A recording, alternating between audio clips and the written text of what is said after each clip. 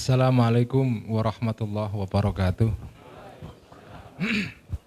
Bismillah, alhamdulillah, salatu wassalamu ala rasulillah wa ala alihi wa ashabihi wa man wala amma ba'd.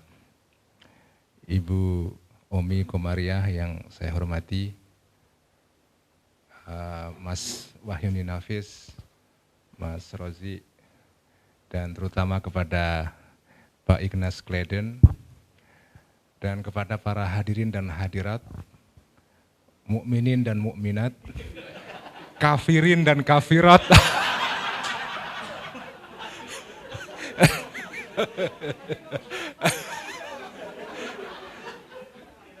Saya yakin ada yang kafir di sini, walaupun tidak mengaku.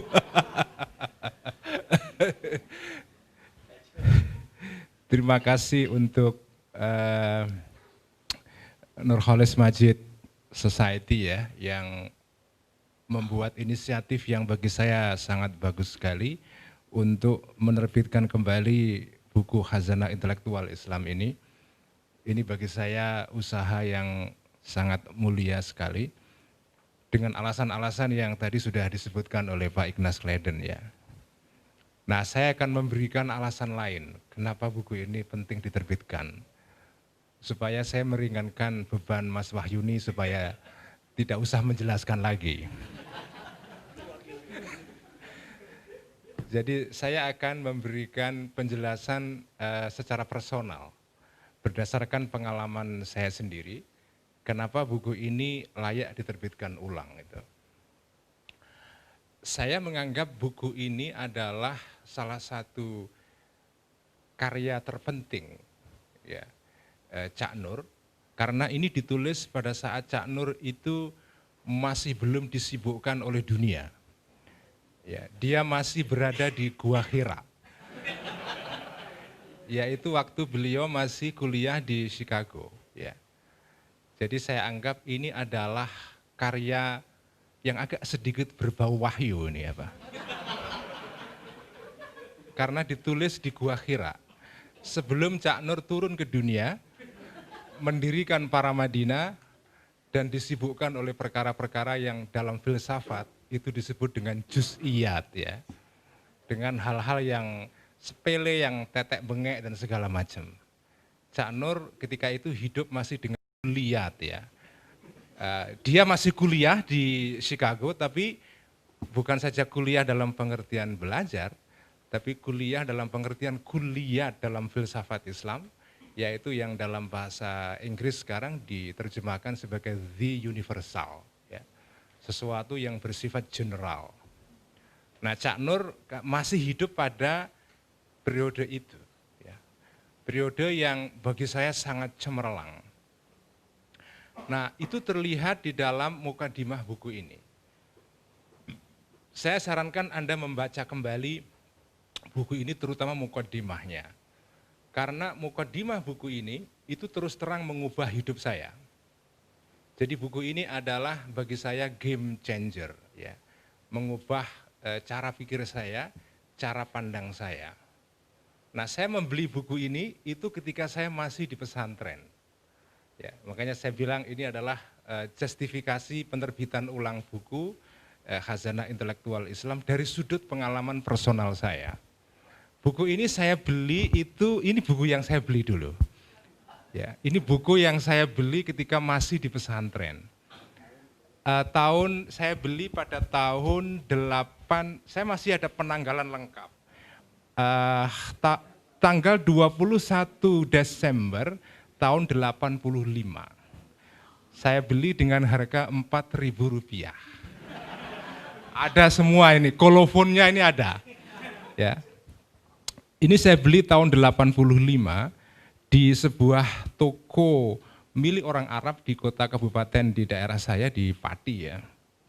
Nah, ini saya beli ketika itu saya sudah selesai dari Madrasah Aliyah, kemudian saya itu diminta untuk mengajar di sebuah madrasah di kampung saya, dan gaji saya sebulan itu pada saat itu 12.500. Jadi gaji pertama yang saya terima itu saya beli buku ini. Ya, Rp4.000 dari 12.500. Jadi sepertiganya ya. Sepertiga itu saya belikan buku ini. Waktu saya beli buku itu kemudian langsung saya baca, mukadimah saya baca, dan mukadimahnya panjang sekali sampai hampir 100 halaman. Ya. Ini mukadimahnya keren sekali. Mukadimah buku ini tuh mengubah saya. Karena mengenalkan kepada saya suatu keluasan dunia ide-ide di dalam sejarah Islam klasik. Ketika saya membaca mukadimah buku ini non-stop, dari awal sampai akhir saya tidak berhenti. Kecuali salat tentunya ya. Santri kan. Baru ya. Saya baca dari awal sampai akhir itu non-stop. Saya tidak bisa menaruh buku ini. Saya baca dari awal sampai akhir, betul-betul itu membuat saya terbuka mata saya. Buku ini, mukadimah buku ini ya, itu bercerita tentang beberapa hal yang penting ya. Pertama adalah buku ini dibuka dengan kisah, mukadimahnya ya, bukan begini. Mukadimah buku ini dibuka dengan kisah atau ulasan Cak Nur tentang seorang sahabat ya, namanya Umar. Nah itu buat saya sesuatu yang baru sama sekali sebagai santri di sebuah desa di perkampungan yang ketika itu buku tidak ada ya. Saya kira saya ketika itu orang yang pertama kali membaca buku ini di seluruh kabupaten saya. Saya yakinnya. Tidak ada seorang, saya yakin tidak ada seorang pun di daerah saya, di seluruh kabupaten saya di Pati ketika itu membaca buku ini. Saya orang pertama kali yang baca buku itu. Nah, saya agak yakin karena agak susah membeli buku ini karena itu belinya di kota kabupaten dan pada saat itu butuh waktu untuk dari desa saya kabupaten itu butuh waktu ya. Artinya butuh usaha dan istihad ya, tanda kutip ya. Nah, buku ini dibuka dengan kisah tentang Umar. Ya. Di dalam konstruksi Cak Nur, Umar ini digambarkan sebagai sahabat yang paling mengerti tentang esensi Quran. Itu bagi saya keren sekali. Jadi bagi Cak Nur adalah sahabat Umar adalah sahabat yang paling kira-kira kalau dalam yang saya bahasakan berdasarkan inspirasi dari sini ya. Umar adalah orang yang mengerti pikiran Tuhan. Bahkan Umar itu di dalam beberapa kasus, dia itu bisa mengerti kehendak Tuhan dan dikatakan oleh Umar dan kemudian dikonfirmasi oleh Tuhan. Sekurang-kurangnya ada 3 wahyu dalam Al-Quran, ya, menurut cerita Cak Nur di sini. Ada 3 ayat di dalam Al-Quran yang itu isinya adalah mengkonfirmasi kata-kata Umar. Jadi seolah-olah Umar itu berkata duluan, lalu Allah itu ikut-ikut saja. Seolah-olah begitu. Ya. Itu keren sekali buat saya. Jadi dalam, ya sebetulnya saya membaca ini tuh sudah ada di dalam kitab-kitab. Waktu saya santri dulu ya saya baca itu. Tapi kok di tangan Cak Nur jadi lain apa konstruksinya, itu yang buat saya keren ya. Jadi di tangan Cak Nur, Umar ini ditampilkan sebagai sahabat yang paling mengerti ide, esensi, dan pikiran dalam Al-Quran. Dan kita boleh mengatakan pikiran Tuhan sebetulnya, God mind. Karena itu, kata Cak Nur, Umar ini adalah orang yang paling konsisten dengan Quran. Karena dia paling mengerti esensi Quran, karena itu dia paling konsisten dengan Quran. Nah, tetapi di sini twistnya itu yang bagi saya menarik ya. Karena Umar itu mengerti esensi Quran, maka jika ada suatu keadaan ya, di mana keadaan itu berlawanan dengan esensi Quran, maka Umar berani bertindak yang secara lahiriah bertentangan dengan Quran. Itu kan keren sekali itu. Ya. Jadi karena dia mengerti esensi Quran, maka Umar berani, tanda kutip ya, tapi ini jangan diomongkan keluar ya. Agak bahaya ini. Live streaming ya? Ya udah nggak apa-apa lah. Udah terlanjur. Dengan kata lain, karena Umar mengerti esensi Quran, dia berani melawan Quran. Dalam pengertian melawan makna permukaannya. Karena dia mengerti esensi Quran, maka jika ada suatu situasi yang mengharuskan Quran diterjemahkan dengan cara yang berbeda, dia akan lakukan itu walaupun keputusan dia itu berlawanan dengan makna yang harafiah dari Quran itu. Nah di sini Cak Nur mencontohkan dengan satu contoh yang baik sekali, yaitu contoh ketika ini satu kejadian besar, kejadian politik, kejadian sosial, kejadian peradaban. Bagi saya ini turning point dalam sejarah Islam adalah pada masa Umar. Yaitu ketika Umar berhasil menaklukkan kerajaan Persia. Itu dahsyat sekali. Anda nggak bisa mengira betapa pentingnya penaklukan Persia bagi sejarah Islam. Karena setelah itu sejarah Islam berbeda sekali. Nah setelah Persia itu ditaklukkan oleh Islam, menurut aturan yang standar, ya, tanah-tanah yang atau hasil dari suatu rampasan perang yang disebut dengan ghanimah, itu biasanya adalah dibagi kepada pasukan yang menaklukkan tanah itu. Itu semacam kayak aturan main, rule of the game pada saat itu. Begitu Anda menaklukkan suatu negara, maka otomatis negara itu milik dari penakluk itu dan dibagi-bagi di antara mereka. Itu rule of the game. Tetapi Umar mengambil tindakan yang berbeda. Dia mengatakan bahwa tanah ini tidak boleh dibagi-bagikan kepada pasukan Islam. Tetapi tetap harus diserahkan, dipertahankan di tangan orang-orang yang tinggal di daerah situ, di Persia, dan digarap mereka. Nah ketika itu protes para pasukan-pasukan Islam. Ini bukan cara yang diajarkan Nabi. Anda membuat sesuatu yang baru, yang bid'ah, kira-kira begitu. Anda melakukan bid'ah. Tetapi kata Umar mengerti esensi Quran itu bukan sekedar mengikuti tindak tanduk atau perilaku atau contoh Nabi secara harafiah, atau bahkan ajaran Quran secara harafiah, tetapi kita mengerti esensinya. Nah ini menurut saya, ketika Cak Nur mengkonstruksi Umar seperti itu, dan saya pertama kali baca itu di pesantren, itu betul-betul luar biasa pengaruhnya ke saya. Sejak itu saya mengagumi Umar. Ya, gara-gara Cak Nur ya. Atau saya mengagumi Umar versi Cak Nur. Kira-kira begitu. Saya mengagumi Umar setelah itu. Di mata Cak Nur, Umar ini adalah simbol dari, katakan saja, reformisme Islam. Nah, kita tahu belakangan nanti kalau dalam sejarah pemikiran Islam di Indonesia, Kang Jalal ada di sudut yang lain.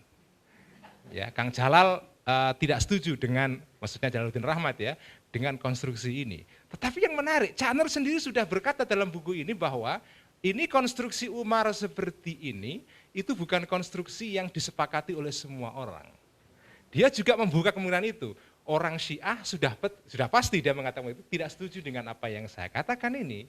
Begitu juga Ibnu Taimiyah, ya, tokoh yang dikagumi Cak Nur juga mengatakan bahwa Umar ini banyak melakukan kesalahan-kesalahan dan melawan ajaran Islam. Kata Ibnu Taimiyah, memang betul. Ya, ada buku yang banyak ulama-ulama mengatakan Umar itu salah dalam beberapa hal. Tapi Cak Nur mengatakan tidak begitu. Bagi Cak Nur, konstruksi Umar yang dia pikirkan adalah Umar adalah orang yang mengerti esensi Quran. Karena dia mengerti esensi Quran, kadang-kadang bertindak yang berlawanan dengan makna permukaannya Quran itu. Nah bagi saya, ini mukadimah buku ini semacam blueprint. Semacam embrio atau benih dari ide-ide Cak Nur berikutnya. Rupanya dari Umar inilah kemudian Cak Nur berangkat itu. Jadi esensi Quran itu kata kuncinya. Nah itu satu hal ya. Ada isu lain yang dibahas dalam mukadimah ini yang bagi saya menarik adalah isu tentang bagaimana munculnya kelompok Ahlussunnah wal Jamaah. Itu bagi saya keren sekali. Saya pertama kali ngeh itu apa ya? Paham ya. Paham tapi paham yang benar-benar, karena kata paham itu ambigu. Tapi kalau ngeh itu paham yang sepaham-pahamnya. Ya. Itu ngeh itu ya. Kalau paham itu, ya paham itu bisa paham beneran, paham permukaan, dangkal, paham semua. Tapi kalau ngeh itu paham beneran ya.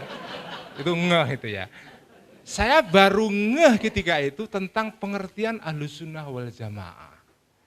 Nah saya sendiri kan, ya saya ini tumbuh dalam keluarga Nahdlatul Ulama. Sehari-hari saya makan minum itu makan minum Ahlussunnah wal Jamaah. Tapi saya sebetulnya belum ngeh betul apa itu Ahlussunnah wal Jamaah itu. Baru paham itu setelah baca buku ini.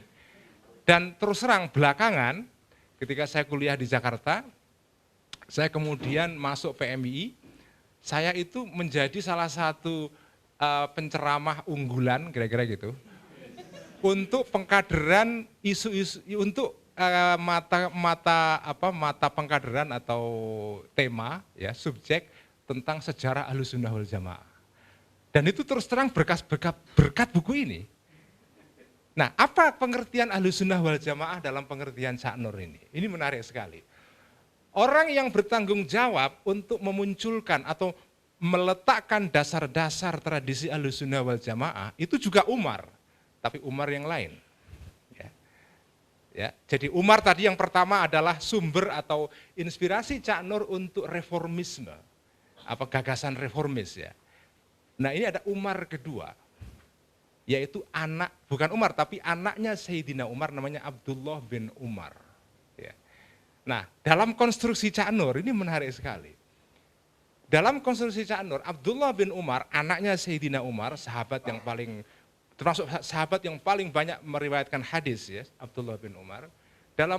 Dalam konstruksi Cak Nur, Abdullah bin Umar itu digambarkan sebagai sahabat yang ketika terjadi polarisasi politik, dia tidak mengambil atau tidak memihak kepada siapapun. Ini relevan dengan pilpres sekarang ini ya. Jadi Abdullah bin Umar itu orang yang merasa bahwa polarisasi politik pasca wafatnya Nabi, terutama pada era Sayyidina Utsman ya, dan setelahnya itu berbahaya sekali. Dialah orang yang sejak awal dia menyingkir dari pertikaian politik ini gara-gara terbunuhnya Sayyidina Utsman ya. Nah, singkat cerita, karena saya kalau cerita banyak nanti berkelamaan ya.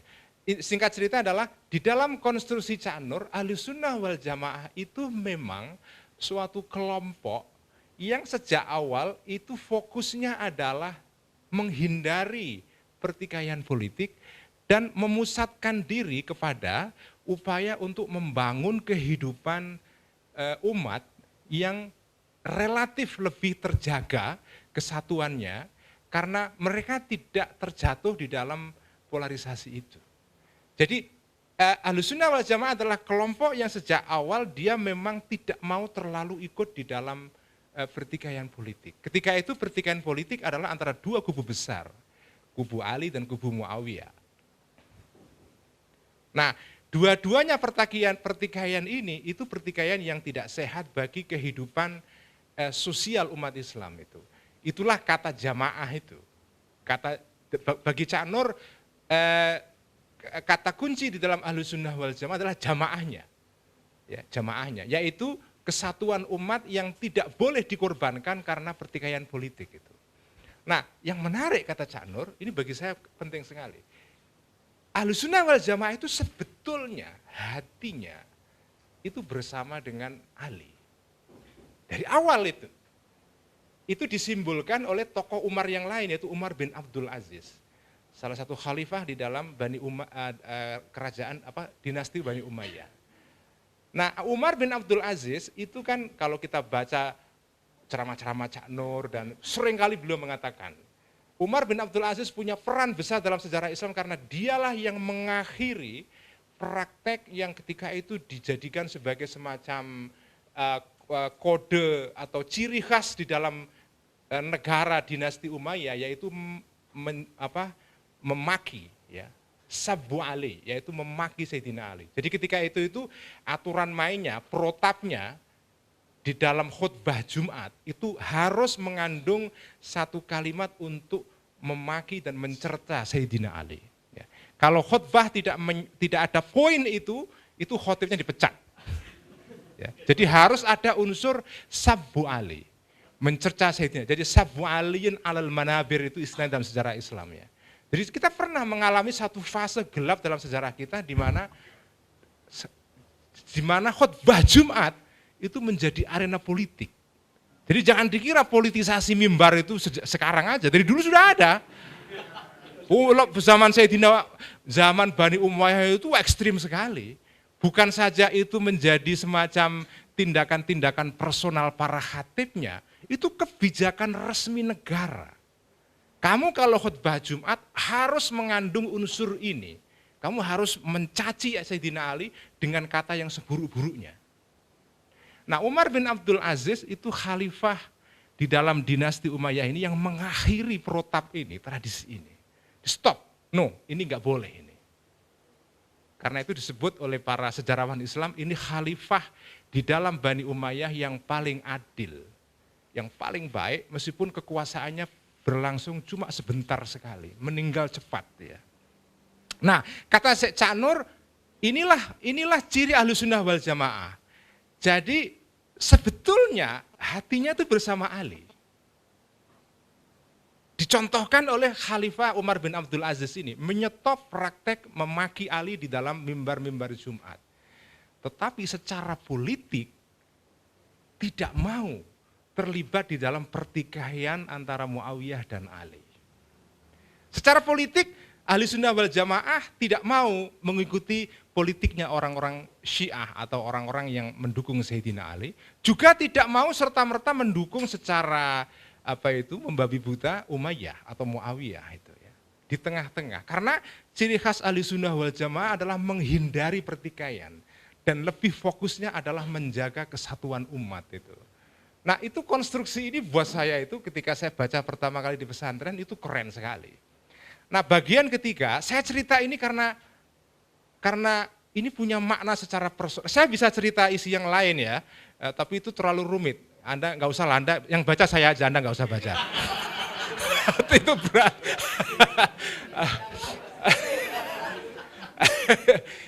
Jadi mukadimah ini secara personal itu very touching, menyentuh saya. Isu ketiga, ya masih boleh saya macam sedikit lagi ya. Isu ketiga yang dibahas dalam mukadimah ini adalah, ini bagi saya ketika baca pertama kali saya terkejut-kejut dan terpukau saya oleh uraian Cak Nur itu. Kenapa bangsa Islam mundur? Itu salah satu tema besar sejarah Islam abad 19, abad 20 adalah tema kenapa orang Islam mundur disalib oleh orang Barat.